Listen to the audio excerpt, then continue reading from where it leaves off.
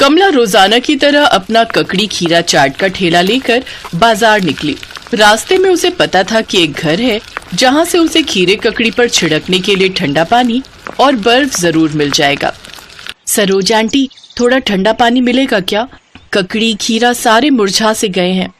हाँ हाँ कमला, क्यों नहीं, रुक मैं मोटर चलाती हूँ। तू बाहर की टंकी से ताजा ताजा ठंडा पानी भर ले, तब तक मैं तेरे लिए फ्रिज में से बर्फ निकाल कर लाती हूँ। ठीक है आंटी। ओ कमला, ला 2 प्लेट चाट बना दे, और सुन, मसाला तीखा कर दियो। जी भाभी, अभी बना देती हूँ। ये लो भाभी आपकी चाट। अनीता बहू, कमला को चाट के पैसे तो दे दो। किस बात के पैसे सासू माँ? क्या पानी और बर्फ मुफ्त की है जो रोजाना कमला आपसे मांग कर ले जाती है? हिसाब बराबर। हमने पानी और बर्फ दी और बदले में इसने हमें चाट दे दी। कोई बात नहीं आंटी, भाभी ठीक ही तो कह रही हैं। मैं भी तो आपको रोजाना परेशान करती हूँ और आप मेरे को बर्फ पानी सब कुछ देते हो, तो मेरा भी तो फर्ज बनता है कि मैं भाभी के लिए, आप सबके लिए बढ़िया चाट बना दूं। अच्छा आंटी जी, चलती हूँ, कल आऊंगी आपसे मिलने। कमला अपने काम पर निकल गई। अनीता बहू, तुम जानती हो कमला बहुत गरीब है। पानी और बर्फ की कौन कीमत लगाता है? पानी देना तो पुण्य का काम होता है। उस बेचारी के ककड़ी खीरा कितने महंगे आते होंगे ये तुम नहीं जानती हो। 2 प्लेट उसकी तुमने मुफ्त में ले ली। उस बेचारी को तो रोज की कमाई में से घाटा ही है ना ये। गरीबों को समझना सीखो।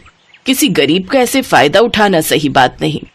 कमला रोजाना ही अपने ककड़ी खीरा चाट का ठेला एक सब्जी मंडी में लगाती थी। कमला का पति अपाहिज था। जब वो रिक्शा चलाता था तो एक एक्सीडेंट में उसके पैर में बहुत चोट आ गई, जिस वजह से उसका चलना बहुत मुश्किल हो गया। तब से घर की सारी जिम्मेदारी अकेली कमला पर ही थी। एक दिन कमला जब अपना चाट का ठेला लेकर सरोज के घर के आगे से गुजरी तो उसने सरोज को आवाज लगाई, पर सरोज ने कोई जवाब नहीं दिया। कमला देखती है सरोज घर के आंगन में गिरी हुई है, उसके पास कोई भी नहीं है। कमला दौड़कर घर के अंदर जाती है और सरोज को बिस्तर पर लेटाती है। क्या हुआ आंटी, तुम आंगन में गिर कैसे गई? मेरी बीपी की दवाई उस डिब्बे में है, जरा मुझे दे दे। हाँ हाँ, मैं अभी देती हूँ।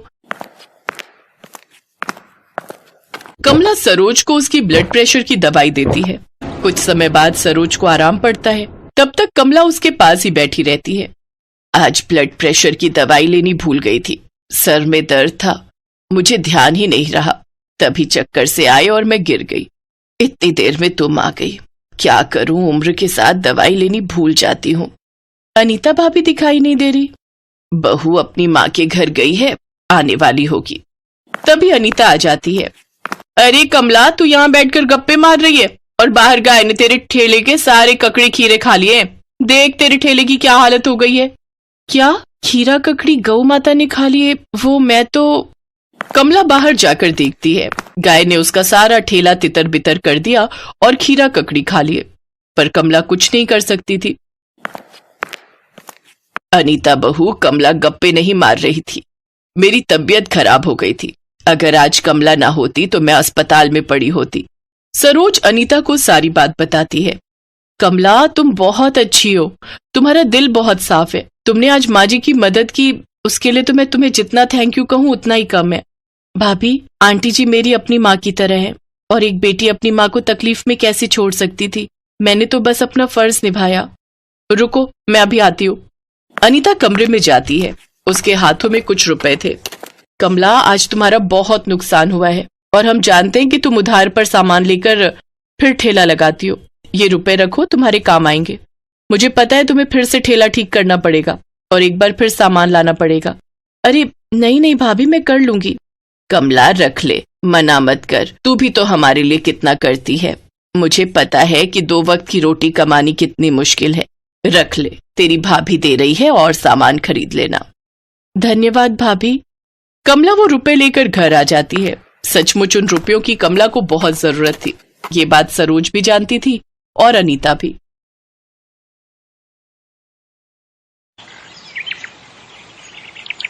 राजपुरा गांव में कमलेश नाम की एक औरत रहती थी। उसका पति प्रकाश बहुत लालची और कामचोर था। वो 1 नंबर का नशेड़ी भी था। वहीं कमलेश बहुत मेहनती थी। उसकी 2 बेटियां भी थीं, निशा और चिंकी। प्रकाश कोई काम नहीं करता था। अभी 1 हफ्ते पहले ही उसे काम से निकाला गया था क्योंकि उसने मैनेजर के 20,000 रुपए चुरा लिए थे। उसकी ये हरकत कैमरे में कैद हो गई थी, जिसे देख मालिक ने उसे काम से निकाल दिया। पर प्रकाश को इस बात का बिल्कुल भी अफसोस नहीं था। वो तो उल्टा रोज शाम को अपनी बीवी से शराब पीकर गाली गलौज करता था और उसे मारता भी था। कमलेश ने इन्हीं सब के चलते अभी 4 दिन से ही गोलगप्पे बेचना शुरू किया था, क्योंकि घर चलाने के लिए उसके पास पैसे नहीं थे। प्रकाश को कमलेश का गोलगप्पे बेचना बिल्कुल भी पसंद नहीं था। एक रात को प्रकाश शराब पीकर आता है और घर में तोड़ फोड़ शुरू कर देता है। वो कमलेश के गोलगप्पे की रेडी भी तोड़ देता है, क्योंकि किसी ने उसको कमलेश के खिलाफ भड़का दिया था। कमलेश ने आज तंग आकर गेट बंद कर दिया था। कमलेश, अरे ओ कमलेश, बहरी हो गई क्या? मनहूस कहीं की। अरे गेट खोल, बहुत गोलगप्पे बेचने का शौक चढ़ा है ना? है? आज तेरे उस भूत को ही उतार देता हूँ पहले। आज मैं कोई गेट नहीं खोलूंगी, बस अब मैं तंग आ गई हूँ आपकी रोज रोज की इस किचकिच से। आज आप बाहर ही रहेंगे। अरे तू होती कौन है मेरे ही घर से मुझे बाहर निकालने वाली? हैं? अभी एक बार मुझे अंदर आने दे, तेरी सारी हेकड़ी बाहर निकाल दूंगा। चल जल्दी दरवाजा खोल। और फिर वो जोर जोर से दरवाजा पीटने लगता है और उस पर पैर मारता है और सामने पड़ा पत्थर उठाता है और दरवाजे पर दे मारता है। पर कमलेश ने गेट नहीं खोला। प्रकाश पूरी रात बाहर काट कर बहुत गुस्से में होता है। फिर कमलेश जैसे ही सुबह दरवाजा खोलती है, वो गुस्से में अंदर घुस जाता है और सुनीता और उसकी बेटियों का सामान बाहर फेंक देता है। रात में तो तू अपनी औकात भूल गई थी, बस वही याद दिला रहा हूँ।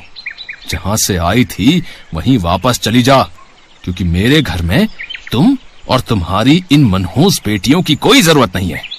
प्रकाश अपनी बेटियों को मनहूस मानता था, क्योंकि उसे लड़के की तमन्ना थी, पर उसे दोनों बार लड़कियां ही हुई। आप मेरी बात तो सुनिए, हम कहाँ जाएंगे और हमारे पास तो पैसे भी नहीं है। वो सब मैं नहीं जानता, मेरे लिए तुम सब मर गए हो आज से। जाओ जाकर रहो कहीं भी, मुझे उससे क्या। रोड पर रहो या यतीम खाने में। अब हम क्या करेंगे माँ? पापा ने तो हमें घर से बाहर निकाल दिया और हमारी रेड़ी भी तोड़ दी। अब हम क्या करेंगे? मुझे भूख भी लगी है माँ।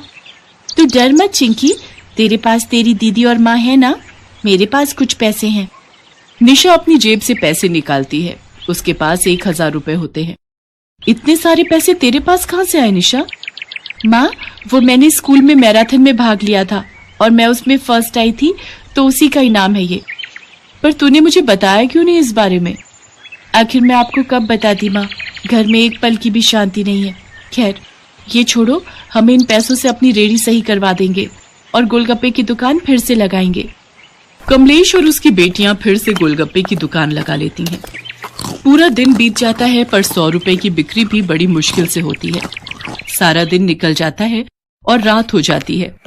उनके पास ना तो रहने की कोई जगह होती है और ना ही कोई पैसे, और मजबूरन उन्हें रोड पर ही सोना पड़ता है।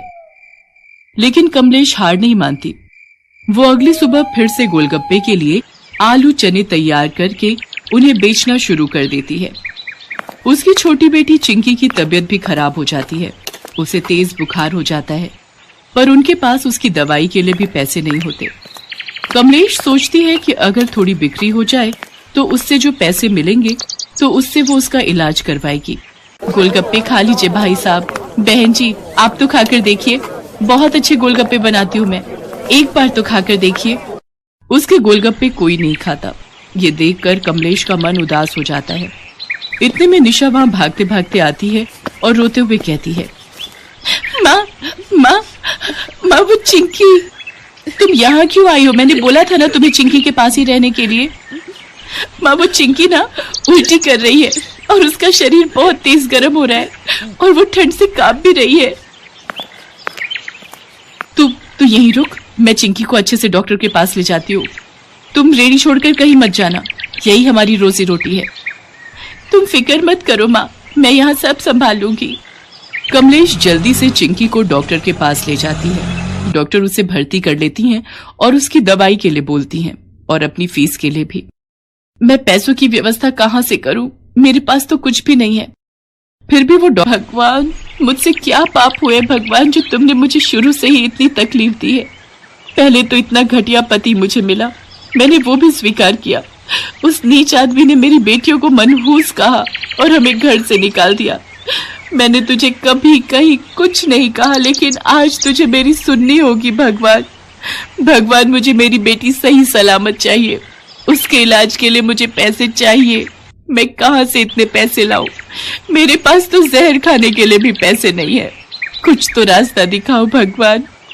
निशा रो रही होती है और तभी निशा के कंधे पर कोई हाथ रखता है। बेटा, तुम रो क्यों रही हो?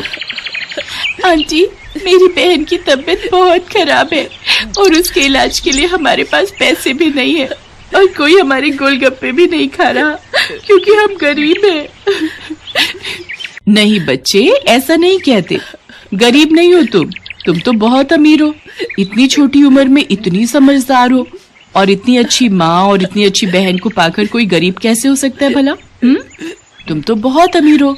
आगे से अपने आप को गरीब मत कहना।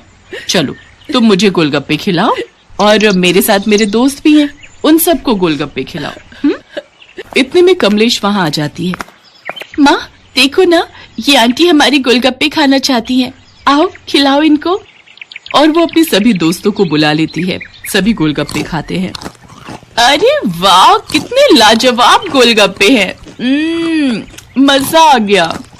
हाँ, मुझे भी बता दो ना इसकी रेसिपी। जी कुछ खास नहीं। ऐसे गोलगप्पे तो हम अपने 7 जन्मों में भी नहीं बना पाएंगे, समझे? अच्छा ये बताओ कितने पैसे हुए? 100 रुपए। और वो औरत उसे 5000 रुपए देती है। जी आप ज्यादा पैसे दे रही हो। नहीं नहीं, बिल्कुल नहीं, बल्कि ये भी कम है आपकी मेहनत के हिसाब से। कुछ भी नहीं है। लेकिन हम ये नहीं ले सकते।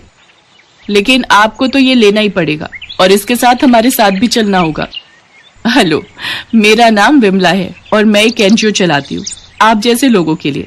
मुझे निशा ने सब कुछ बताया, कैसे आपने जिंदगी में सिर्फ परेशानियां ही देखी हैं, पर अब बिल्कुल नहीं। आपकी तकलीफ बस यहीं खत्म। हम आपकी बेटी का इलाज भी करवाएंगे और उसकी पढ़ाई का खर्चा भी हम ही उठाएंगे और आप तीनों अब हमारी एनजीओ में ही रहेंगी। हम आपके इस गोलगप्पे वाले स्टार्टर को और भी बढ़वा देंगे क्योंकि आप बहुत अच्छे गोलगप्पे बनाती हैं और गोलगप्पे के इस टैलेंट को ऐसे ही वेस्ट थोड़ी ही जाने देंगे। आपका बहुत बहुत शुक्रिया विमला जी। आपको नहीं पता आप हमारे लिए क्या बनकर आई हैं। आप हमारे लिए किसी भगवान या फरिश्ते से कम नहीं है। Thank you aunty. फिर सभी हॉस्पिटल जाते हैं और चिंकी का इलाज अच्छे से करवाते हैं। उसके बाद वो उन सबको अपनी एनजीओ में लेकर जाती है जहां कमलेश जैसे पहले से कई और औरतें काम कर रही होती हैं और अब सब ठीक हो जाता है। निशा और चिंकी अच्छे से स्कूल में पढ़ने जाते हैं और कमलेश के गोलगप्पे भी लोगों को बहुत पसंद आते हैं। उसके गोलगप्पे खाने के लिए लोग दूर दूर से आते हैं। इन सब के बाद प्रकाश कमलेश के पास आता है और अपने किए की माफी मांगता है, पर कमलेश उसे माफ नहीं करती। कमलेश अपनी जिंदगी में काफी आगे बढ़ गई थी और उसे और उसकी बेटियों को अब प्रकाश की कोई जरूरत नहीं होती।